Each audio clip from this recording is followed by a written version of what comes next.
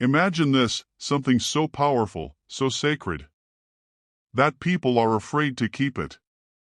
Now imagine, it's brought to your house. No warning. No preparation. Just one question. Will you accept it? Most people would run. But one man didn't. And what happened next changed his life forever. Let's go back to ancient Israel. A new king had risen, David. And he wanted one thing more than anything: to bring the Ark of God back home. Now, this ark wasn't just a box. It represented God's presence among his people. So David organized a massive celebration. People were dancing.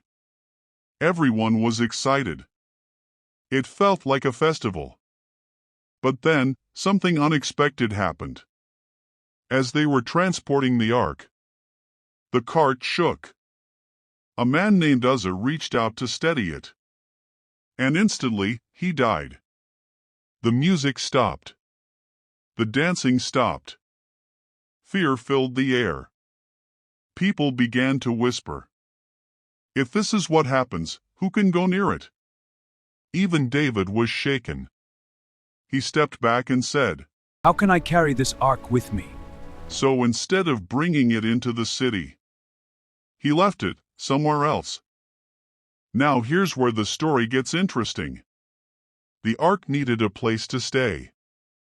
And somehow, it ended up at the house of a man named Obed-Edom. Not a king.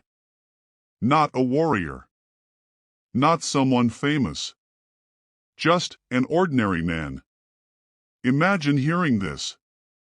The ark that just caused someone's death is coming to your house. What would you do? Most people would say, "No, not me." But Obed-Edom did something different. He said, "Yes." The ark entered his home. Days passed. Nothing bad happened. Then weeks passed. Still nothing bad. Instead, something unexpected began to happen. His home felt different. Peaceful. His family began to thrive. His work began to prosper. Everything around him started getting better. It wasn't fear anymore. It was blessing. Where there was stress, there was now peace. Where there was lack, there was now abundance. And all of this happened because God's presence was there. Back at the palace, David heard something surprising.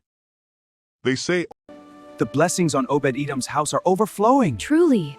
Obed-Edom's house is blessed because of the Arkansas. That's when David realized something powerful. The ark wasn't the problem. The problem was how they approached it. Doing it the right way. So David decided to try again. But this time, he did things differently. With respect. With care. With understanding.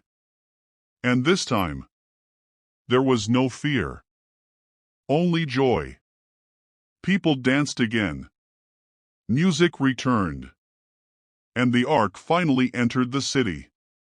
But don't miss this. Before the palace. Before the celebration.